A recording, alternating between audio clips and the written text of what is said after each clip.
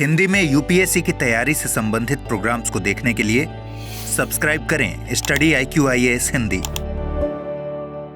नमस्कार, बहुत बहुत स्वागत है आप सभी का स्टडी IQ-IAS हिंदी में। मेरा नाम है अतुल जैन और जैसा कि आप जानते हैं, दिन भर की खास इंपॉर्टेंट खबरें लेकर आपके सामने मैं बार बार आता हूं, बार बार उपस्थित होता हूं।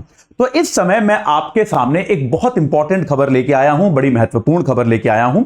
जैसा कि आपको पता है कि इजराइल और गाजा का जो युद्ध है वो अब केवल इजराइल और गाजा का नहीं रह गया। अभी पिछले दिनों हमने देखा कि इजराइल ने क्या किया, ईरान का जो एक काउंसलेट था, जो एक दूतावास का एक्सटेंशन था सीरिया में, वहां पे जाके इजराइल ने हमला किया, हमने देखा। और उसमें एक ईरान के बड़े जनरल को मार भी दिया उन्होंने दिया। उसके बाद से, और आप जानते हैं कि इस क्षेत्र में ईरान एक बड़ी शक्ति है। ईरान कोई फिलिस्तीन जैसा कोई छोटा देश नहीं है या कोई ऐसा शक्तिहीन देश नहीं है। ईरान जो है वो एक शक्तिशाली देश है। और इस हमले के बाद से ईरान जो है यह स्पष्ट कर चुका है कि वो इस हमले का बदला लेगा। ईरान बार बार यह बात कह चुका है। ईरान ने यह बात जो है कई बार कही है कि इस हमले को हम आसानी से नहीं जाने देंगे, इसका हम बदला लेकर ही रहेंगे। इनफैक्ट पूरी दुनिया इस हमले से हैरान थी, क्योंकि जैसा आपको मैंने पहले भी पढ़ाया है, आमतौर पे युद्ध के समय भी किसी दूसरे के दूतावास पे हमला नहीं किया जाता। यह एक सामान्य शिष्टाचार है, एक सामान्य परंपरा है कि दूसरे देशों के दूतावास पे हमला जो होता है वो किसी भी हमले के दौरान नहीं किया जाता। इतिहास में आपको ऐसे बड़े कम उदाहरण मिलेंगे। तो हो क्या गया है, ईरान ने यहां तक भी अमेरिका से कह दिया है कि आप जो है अब इस मामले से बाहर रहिए, हम इसकी कड़ी कार्रवाई इसको लेकर करेंगे। और जैसा कि आज के द हिंदू में भी था कि इजराइल ने भी ईरान के हमले की, कि ईरान किसी ना किसी तरह से हमला अब इजराइल पर कर सकता है, उसकी तैयारी अब ईरान ने भी करनी शुरू कर दी है कि भाई अब किसी ना किसी तरह का जो हमला है ईरान की तरफ से आ सकता है। इजराइल ने भी अपनी सुरक्षा को चाक चौबंद करना शुरू कर दिया है कि अब यह हो सकता है, इसकी संभावना बढ़ गई है। तो ऐसे में भारत सरकार ने अब कुछ इंस्ट्रक्शन जारी किए हैं उन भारतीयों के लिए जो इजराइल में या फिर ईरान में, इन दोनों देशों में कहीं ना कहीं बसे हुए हैं। भाई हर देश में भारतीय होते हैं, तो इजराइल में भी करीब 18,000 भारतीय हैं, ईरान में भी करीब 4,000 भारतीय हैं। तो भारत सरकार ने उनके लिए दिशा निर्देश जारी किए हैं। वो दिशा निर्देश क्या हैं मैं आपको अभी बताऊंगा और वो क्यों इंपॉर्टेंट है। लेकिन उसके पहले मैं आपको बता दूं कि भाई हमारा P2I बैच जो है वो 15 अप्रैल 2024 से जो शुरू हो रहा है, उसमें 15 अप्रैल तक के लिए ही बहुत ही शानदार सेल आई है। अब आप AJ लाइव कोड जो मेरे नाम पे आधारित है अतुल जैन, उसके जरिए आपके सिर्फ 23,500 रुपए में इस कोर्स से जुड़ सकते हैं। ठीक है, तो इसमें आपको रोज 3 घंटे की लाइव क्लास मिलेगी, मेंटोरशिप मिलेगी, डेली प्रैक्टिस क्वेश्चंस मिलेंगे, आपको जो है इसमें आपको इसमें हैंड रिटन नोट्स मिलेंगे, प्री और मेंस की टेस्ट सीरीज मिलेगी, जो उत्तर आप लिखेंगे उनका इवैल्यूएशन होके मिलेगा। ये सारी चीजें आपको मिलेंगी। और अगर प्री क्वालिफाई करते हैं तो मेंस की तैयारी के लिए आपको हम दिल्ली बुलाएंगे, अपने कैंपस में अपने साथ रखेंगे। आपका रहना खाना पढ़ना सब कुछ इसी फीस के अंदर होगा। AJ लाइव कोड लगा के 23,500 में आप इस बैच से जुड़ सकते हैं। अगर आपको इन सारी सुविधाओं के साथ 18 किताबों का सेट भी चाहिए, कि भाई एक 18 किताबें जो स्टडी IQ की अपनी किताबें हैं, 18 किताबें आपको वो भी चाहिए, तो 5,000 रुपए एक्स्ट्रा देके 28,500 में आप वो भी ले सकते हैं। ये आपके ऊपर है। आपको किताबें चाहिए तो आप 28,500 में, और बिना किताबों का कोर्स चाहिए तो 23,500 में आप जुड़ सकते हैं। 15 तारीख से बैच शुरू हो जाएगा, तुरंत जुड़ जाइए। चलिए, तो मैं आपको हिंदुस्तान टाइम्स की एक खबर दिखाता हूं, उस पर मैं आपको आज ये बताऊंगा कि भाई ये पूरा मामला क्या है, ये पूरी प्रक्रिया क्या है, ये आपको मैं जल्दी से बताऊंगा। तो यहां हिंदुस्तान टाइम्स क्या रिपोर्ट करता है कि भारत सरकार ने क्या किया है, एक एडवाइजरी इश्यू किया है। भारत सरकार ने यहां पर क्या किया है, एक एडवाइजरी इश्यू किया है। एडवाइजरी मतलब क्या होता है, एक सलाह, एक ट्रैवल एडवाइजरी भारत सरकार ने इश्यू करी है और इजराइल और ईरान में जाने से लोगों को मना किया है। तो भारत सरकार ने क्या कहा है, बहुत ही स्पष्ट बात है। भारत सरकार ने क्या कर दिया है, अपने नागरिकों से आज अभी अब से कुछ देर पहले भारत सरकार ने अपने नागरिकों को एक सलाह दी है, एडवाइजरी इशू किया है, जिसमें उनसे आग्रह किया गया है कि वो ईरान या इजराइल दोनों में से किसी भी देश में ना जाएं।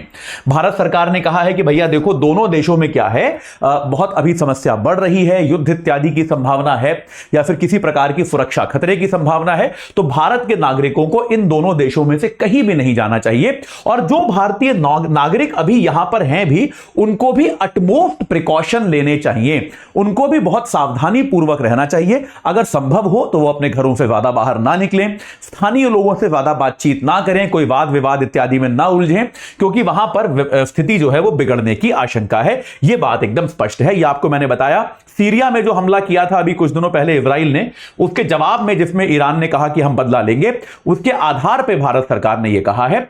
सरकार ने यह भी कहा है कि जो भी भारतीय नागरिक ईरान और इजराइल दोनों में से कहीं पर भी रह रहे हैं वो तुरंत अपने भारतीय दूतावास से संपर्क करें और खुद को रजिस्टर कराएं। ठीक है, यह बात क्लियर है कि अपने मूवमेंट को भी मिनिमम करें, बहुत ही कम घर से बाहर निकलें, अगर संभव हो तो घरों के या सुरक्षित ठिकाने जहां पर हैं वहीं पर रहें और अपने आप को एम्बेसी में रजिस्टर कराएं, ताकि उनको वापस लाने की अगर आवश्यकता हो तो कम से कम वो डेटा तैयार हो। अभी भारत ने यह नहीं कहा है कि हम नागरिकों को वहां से निकालेंगे, क्योंकि आमतौर पे वो युद्ध शुरू होने या छिड़ने के बाद होता है, लेकिन भारत कम से कम चाहता है कि अगर कोई वहां पर युद्ध छिड़े और अपने नागरिकों को हमें वहां से निकालना पड़े तो उनका डेटा हमारे पास एकदम सुदृढ़ होना चाहिए। तो ये कहा है कि भाई आप जो है अपने पास के एम्बेसी में रजिस्टर करें, ये आपको मैंने बता ही दिया।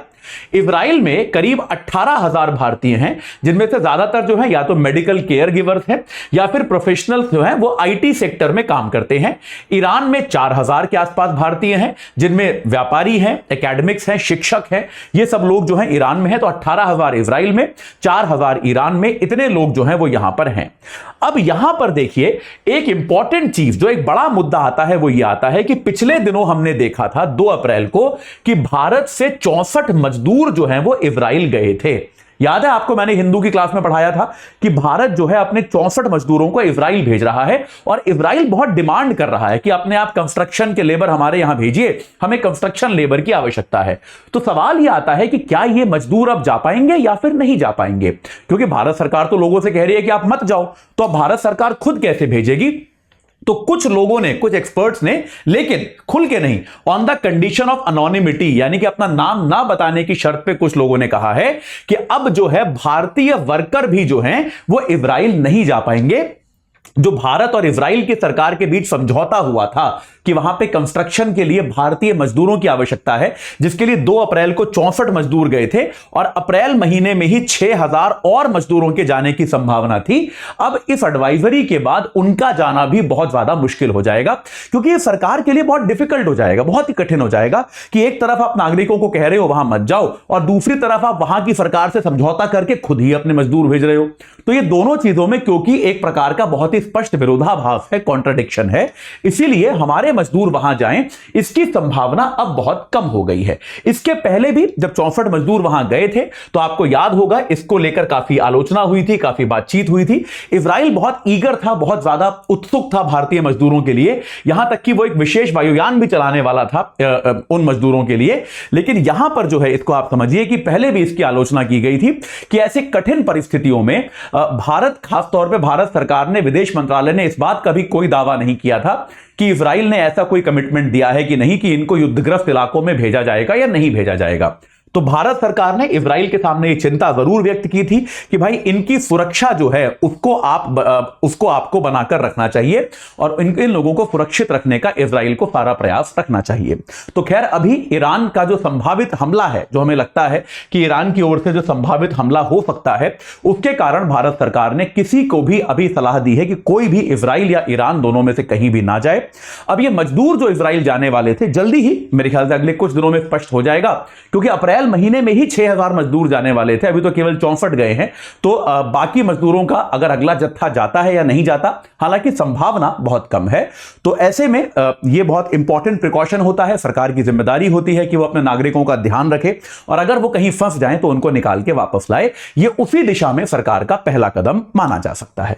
ठीक है, चलिए, तो अभी के लिए इतना ही। कोई इसमें नई चीज होगी तो आपको मैं बताऊंगा, लेकिन उसके पहले जाते जाते आपको एक बार फिर बता दूं कि भाई P2I बैच जो है वो अब अब आपको मिल जाएगा एक आकर्षक सेल पर। 15 तारीख से बैच हो रहा है शुरू, शाम 6 बजे का बैच है। एजे लाइव कोड अगर आप लगाएंगे जो मेरे नाम पे आधारित है तो 23,500 रुपए में आपको मिल जाएगा।